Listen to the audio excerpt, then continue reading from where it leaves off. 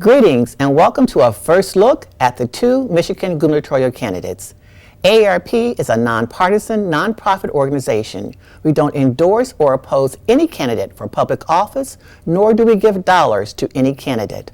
Our goal is to inform and educate members and their families where candidates stand on important issues to give you the opportunity to hear directly from them, unfiltered by the media or any other organization.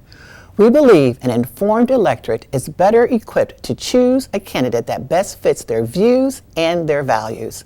We do this because we know that voters over the age of 50 are the most reliable and powerful voting bloc in the country. You care about issues such as lowering prescription drug prices, providing more home and community-based services, long-term care, and election security and voting rights. When you are informed about the candidates' views on these and other important issues, you are better equipped to make an informed decision when you vote on November 8th. For additional information on where and how to vote, please visit aarp.org/myvotes. So let's get started. Our moderator for this event is Sherry Jones from WLNS TV in Lansing. In a recent AARP election poll of likely voters, 61% say they're worried or very worried about their personal financial situation, and a majority of women believe the economy is not working well for them. So how do you plan to provide relief to Michiganders who are struggling with inflation and rising prices? I appreciate the question. I think that it's something that's on the minds of voters all across the state, regardless of age, regardless of geography, regardless of life experience. I can't control inflation as the governor of Michigan, but what we can do is give people relief. We've done that in the form of returning $400 to motorists for every car that is insured. We have delivered a budget that actually puts our fiscal house in order. We've paid down $14 billion of debt, put $1.6 billion in our rainy day fund, and because of that, we've been able to make investments at lower cost for families. But one of the things that I've really, I think is really important for us to do as a state is to repeal the retirement tax. That is a way that we can put more money in seniors' pockets who are living on fixed incomes. I also have promoted increasing the earned income tax credit. This is for working people who are showing up at work every single day but don't make enough to take care of their families. This is how we give families and individuals in Michigan relief right now. Inflation, from everything from what we buy at the grocery store to just filling up our gas tank, has put pressure on people all across the country. It's not unique to Michigan, but what is unique is I've been able to work across the aisle to give families and individuals in Michigan some relief, but there's always more to do, and I'm excited about the prospect of continuing this work and giving seniors especially who are trying to age in place and make sure we've got age-friendly policies, additional more relief in their pocketbooks. When we look at one of the number one costs that people have fluctuating in their life right now, it's energy. So first and foremost, we want to make sure that Line 5 is protected, because that would be the number one way our energy costs would rise. Right now we're looking at energy costs rising for heating your home, also rising for putting gas in your car. You're seeing gas prices increase, and also for airline tickets if you want to go on a vacation, even that's rising costs. So we want to make sure that we are keeping our energy costs low by protecting Line 5, but ultimately lowering energy costs in the state of Michigan overall, because our energy costs are where we see rising prices at the grocery store and rising prices at the clothing store as well. If you're moving product and the cost is higher to move the product, the consumer is ultimately the one who's going to pay that price. You're going to see that on food, you're going to see that in restaurants. That's why we're focused on energy in the state of Michigan. We have some of the highest energy costs in the Midwest and some of the highest energy costs in the nation. So not only do we want to make sure that Line 5 is open to stop energy costs from rising, but we also want to reduce energy costs for the people in the state of Michigan as well.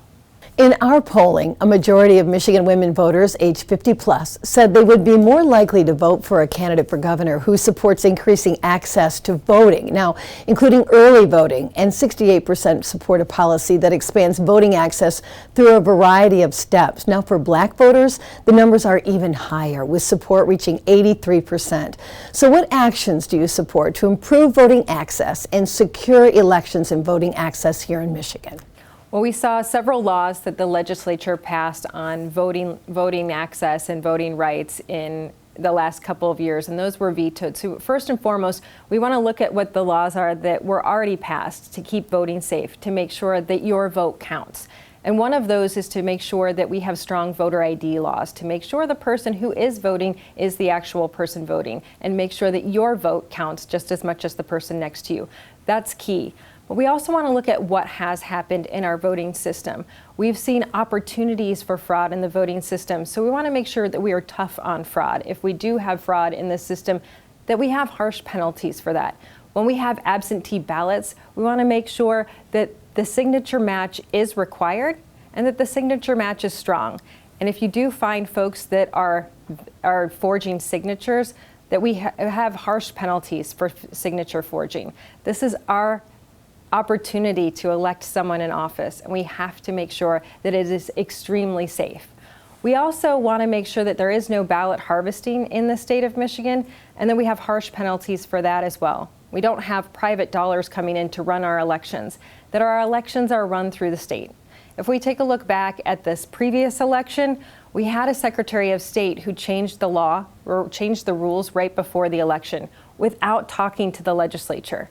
In a Dixon administration, you will always see us communicating with the legislature and working together with the folks that you've elected to make sure that your voice is heard if there are any changes made to law or to a practice like an election.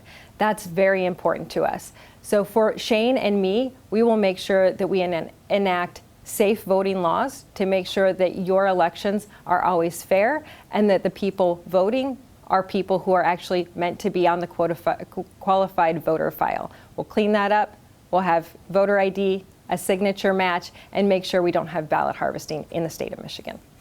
I think one of the great things about what has happened over the last couple of years is we saw a historic turnout in the middle of a pandemic. We were able to get every vote counted. It was a free and fair election. Despite all the allegations based on the big lie, we've seen study after study bear out that there was not a mass fraud problem. We've got a system that works and that can ensure every vote in the state is counted. I have been fighting efforts on the other side of the aisle to disenfranchise tens of thousands of voters in Michigan based on that big lie that was never true in the first place. I've vetoed all of the proposals that come to my desk to make it more difficult for people to vote. But what I'm excited about is on this ballot, we will have an opportunity to expand access to the ballot. Proposal 2 does just that, making it easier for people to vote at home, which is safe and ensures that every vote gets counted. But to expand on that by proposing and supporting initiative number 3, I think is going to be really important for voters all across the state. I'll just give you one example of one of the bills that I vetoed to keep from precluding a lot of people from participating in our election. We know that elections in Michigan are often close. We also know what happens in Michigan impacts the whole nation. And so there's always a heightened awareness of what's happening with the electorate in Michigan. The legislature, Republicans in the legislature, sent me a series of bills that would have made it a lot harder for people to exercise that right of franchise. One example is our provisional ballot. In Michigan, we require ID in order to vote. But if for some reason your pocketbook was misplaced or you didn't have your driver's license when you show up, you're allowed to sign an affidavit. You sign your signature on it, and before your vote gets counted, it gets compared to the registered voter file. That has been our fail-safe in Michigan. 18,000 people used that way of participating in this last presidential election. There's an effort by the legislature to strip that right away from voters. I vetoed it because we've found no abuse in it and it has been a critical component to permitting people to participate in this democracy. So I'm always going to fight for increased access to the ballot. A majority of voters age 50 plus from each party say long-term care for seniors will be extremely or very important to their vote in November. The tragedy of COVID-19 over the past 2 years shed new light on inherent deficiencies, including infection control, low staffing ratios, and safety concerns in Michigan's traditional nursing homes. Polling has shown overall that voters are more likely to support a candidate for governor who supports increasing funding for home and community-based services for seniors and supports nursing home reforms. So what are your priorities for improving Michigan's long-term care system and encouraging home and community-based services? appreciate this question, and I've had the opportunity to meet with seniors in facilities like the ones that you just described, Sherry, and I think it's really important for us to recognize we've been through a lot of incredible challenges unlike any of us could have fathomed would ever happen in our lifetimes. Dealing with a brand new virus where we didn't know a whole lot about it, we acted quickly to listen to the best brains when it comes to how to protect people in a global pandemic. I consulted with the University of Michigan, national experts, and I worked with Republican and Democratic governors across the country to make sure that we were smart and acting fast to save lives. Our work deploying the Michigan National Guard helped us get people vaccinated in congregate care settings. That was really important. But we also need to do more, and that's why we've been working with facilities to ensure that they've got the support to keep their residents safe. We have increased funding to ensure that people who work in these important facilities have the kind of compensation so they can take care of their families. We need good people to come into the care economy for all of our sake, and that's why ensuring that you can raise a family on an income that understands and supports this important profession has been a part of the work that I've been able to do across the aisle with our legislature. To be sure, there is more to do, and I am eager to make sure that AARP, as always, has a seat at the table because your voices are incredibly important.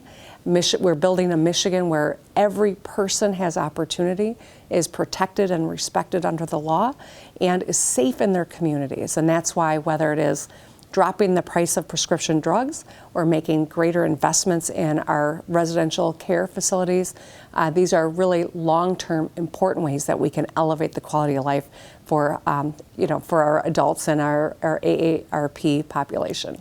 We have a great opportunity with home and community-based services right now because of the Affordable Care Act. So we already have an opportunity to fund that. And I think that should be a top priority, to make sure that we are funding home and community-based services, and that we make sure that the PACE programs are able to return to the amount of care they were giving before the pandemic. We want to make sure that anything that was available pre-pandemic to folks is available now, and that home-based care is also available. We also want to look at some of the for-profit PACE programs that are in underserved areas to make sure that in our underserved areas, seniors don't feel that they can't get that home-based care that they desperately need. We want to make sure that those are funded, and we want to make sure that the Affordable Care Act is used appropriately to go to the places that we need, like that home-based care. The repeal of Michigan's state pension tax garners majority support from 50-plus voters, regardless of their party or their gender. So what is your stance on Michigan's pension tax? Yeah, I believe the pension tax should be repealed. We were promised this in 2018. Governor Whitmer came out and said that the pension tax would be repealed. She still hasn't been able to do that, even though she's had bills that have been sponsored by Republicans. So this is a huge opportunity for us, but we want to make sure we have fairness and relief for all seniors. So to do that, we want to make sure that we have we increase the exemptions for all seniors on all income that they're bringing in, because we don't want just relief for some, we want relief for all. We also think it's incredibly important, Shane and I have talked about this, that when you plan your retirement, that you shouldn't be suddenly hit with a tax on your fixed income, that fixed income shouldn't be able to fluctuate and change because of a change in state government. We want to make sure that your fixed income is what you have to work with when you are retired. So it's very important to us, not only, I just want to reiterate, not only to repeal the pension tax, but to make sure that we have relief for all seniors by increasing those exemptions. And again, those are bills that have already gone to this governor. And even though this was a promise that she made in her campaign in 2018, she has not come through on that. In fact, vetoed opportunities to provide relief for seniors time and again.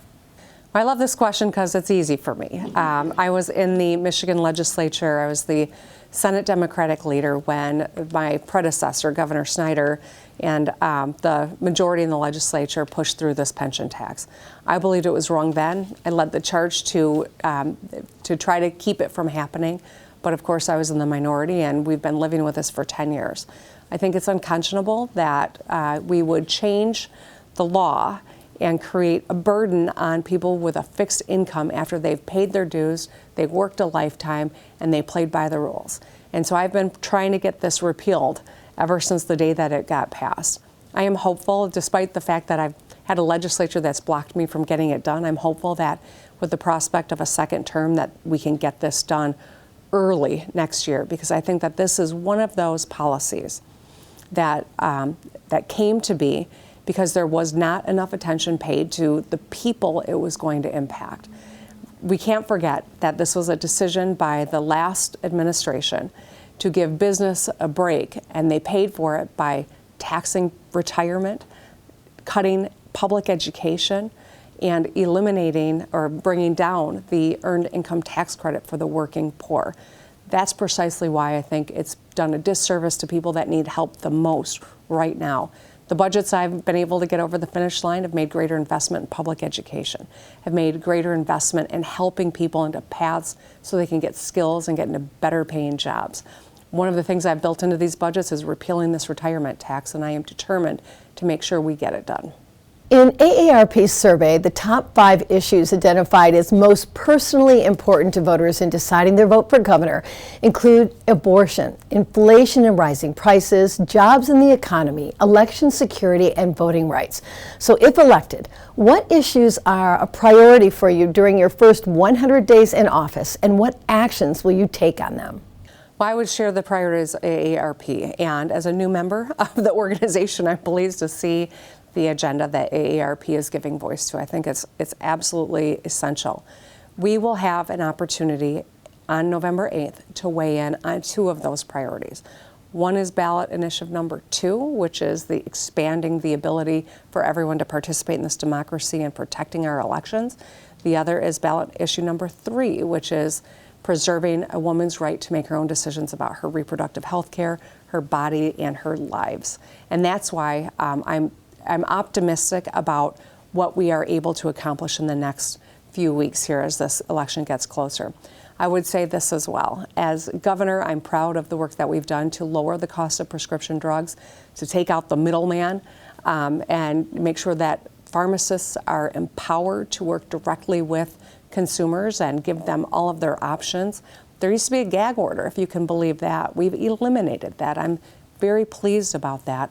But our work around the earned income tax credit, a way to acknowledge that there are a lot of families with kids, 1 million children are in homes that would benefit by increasing the earned income tax credit. That is something Ronald Reagan proposed and called one of the best anti-poverty pieces of legislation that we could expand on here in Michigan.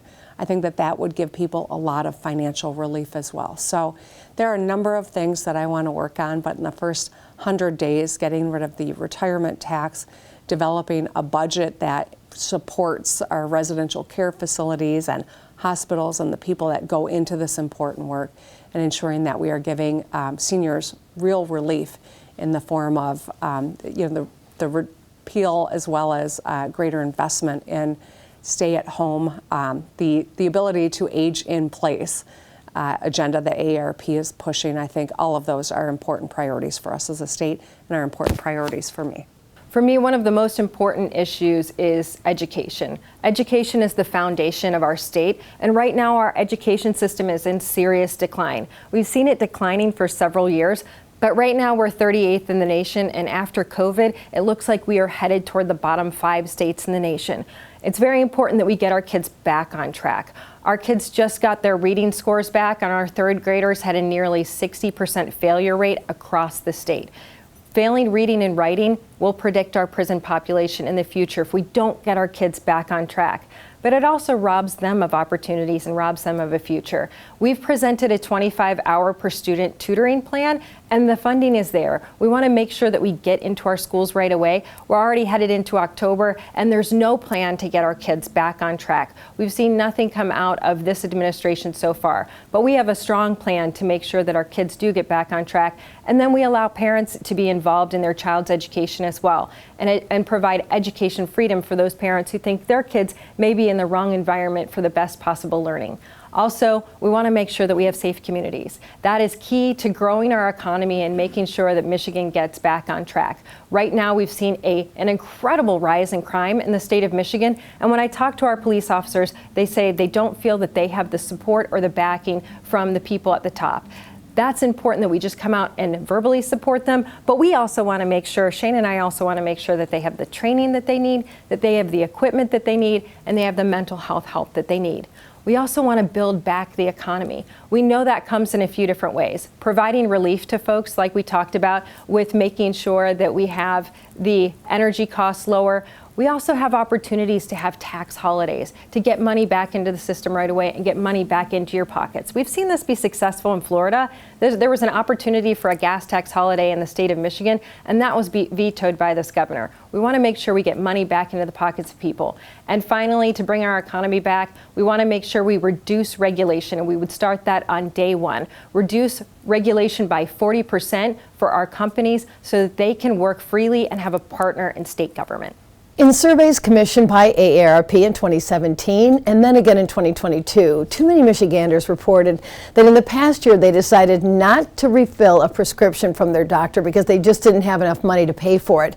Now, the Federal Inflation Reduction Act that passed in August will lower prescription drug costs in several ways. So are there additional steps that you as governor would take to help lower prescription drug prices for Michiganders? Yes, this is key. It's so important because we're even hearing stories from people who are saying they're not using their prescriptions every day because of the rising cost in prescription drugs.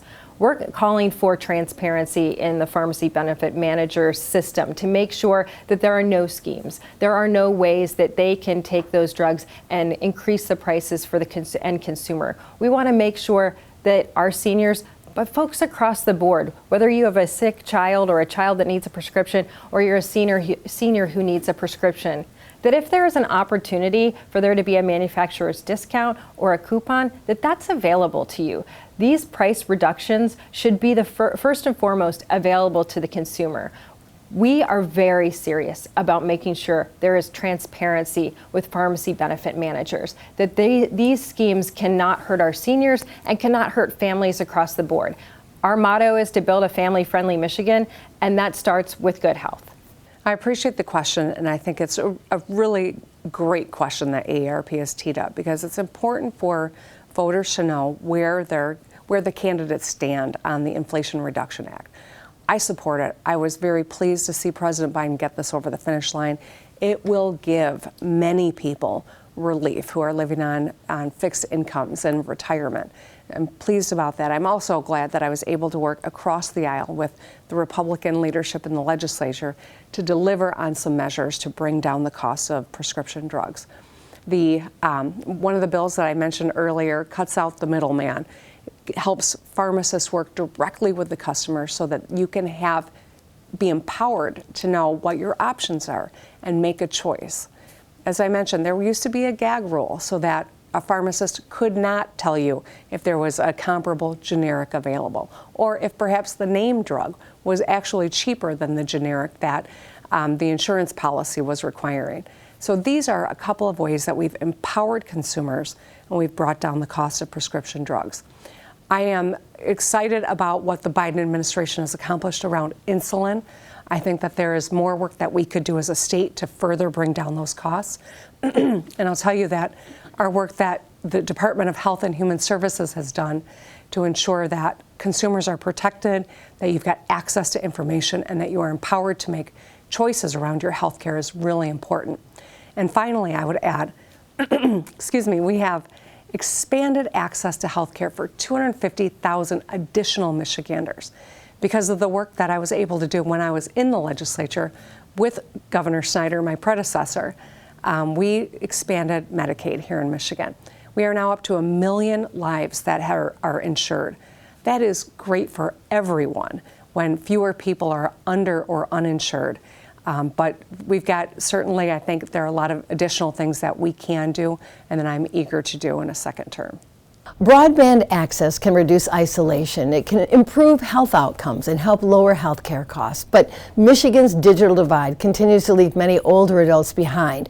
Residents age 65 and older and those with disabilities, true groups of individuals who often face difficulty traveling for medical appointments and are also significantly less likely to have broadband in their home.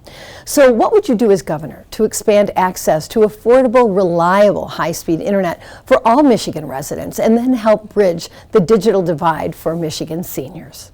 This is a question that's near and dear to my heart. I think after the last 2.5 years, we know that being connected is essential. It is a fundamental for people. It has helped us ensure that kids could get an education. It has helped us to keep people safe when we didn't know a lot about this new virus that was putting so many people in the hospital and costing so many Michigan lives. We were able to do some things through some of the emergency powers that I used in the early days to ensure that there was access to telehealth, something that's made a huge difference for people all across Michigan. But if you're not connected, you can't make use of those tools. And that's why the work that we are doing to expand high-speed internet access to everyone in Michigan is so important. The infrastructure law that the Biden administration was able to get done and sign into law is giving us some resources to do this work. That last mile is often what stands between an individual in their home and access to a mental health appointment or a physical health appointment, both of which are crucial as we think about the challenges of aging and the challenges of just navigating life. So the internet work that we're doing is being spearheaded by our Lieutenant Governor, Garland Gilchrist. We've created a standalone office for infrastructure in Michigan so that we are utilizing every opportunity to lay that cable, to get people connected. So we're making progress in this space, but it's certainly one of those things that can level the playing field. And I also think that for our economy, for our future, it's critical that we have this asset available to every person, because if you can work from anywhere in the world, as we saw many people were able to during the pandemic, why not work for the best state in the country? Why not work from the Great Lakes state? Enjoy the high quality of life, the low cost of living, but you got to be connected to do it. And so this is a part of our economic development strategy as well here in Michigan. We're making progress, but we are going to put our foot on the accelerator, and we won't stop until we have 100% of our households have the ability to access high-speed internet. This is such a big problem for seniors, but also for our youngest Michiganders as well, because as we've seen this increase in online school, we saw a decrease in ability to get online. It's a problem for our youngest Michiganders, it's a problem for our businesses, and it's a problem for our seniors. It has to be one of the first things that we look at right away, because it should be a part of our infrastructure. We've seen this money come in from the federal government for infrastructure, but we also have a SOAR fund that is for economic development. So we can build those together in addition to community communication-based grants. We can put all of those together and work with our private companies to expand our broadband. This gives us opportunities not only for seniors, as I said, but also for our youngest Michiganders to be able to connect at home when they're supposed to do an assignment from school, and to expand our business. If we look at the state of Michigan, we have areas that don't have a business, but they have so much business opportunity. We need to be increasing our population, because as we increase population, that will also put more money back in your pocket. So to me, broadband is a very important issue for the state of Michigan to get on right away. So we can take some of these funds and work with our private corporations to make sure they are helping to expand broadband into some of our broadband deserts in the state of Michigan. Again, this will not only help our seniors, but this will help our economic development. This will help our existing businesses, and this will help our agriculture industry. Agriculture across the state is generally in our rural areas. And as they've grown and expanded and changed the way they grow and run their food processing facilities, it's much more of a computer-based system. So when we look at broadband, like I said, this has to be multifaceted. We have to look at what it means for our students. We have to look at what it means for our seniors. We have to look at what it means for our farmers and our manufacturers. And it's going to be top of mind. And one of the first things that we look at in our administration is how we can use the funding that we have to make sure we're ready for the next generation and this one. Thank you so much for joining us for information on voting in Michigan. Be sure to visit AARP's election resource guide at aarp.org/MIVotes. Thanks again.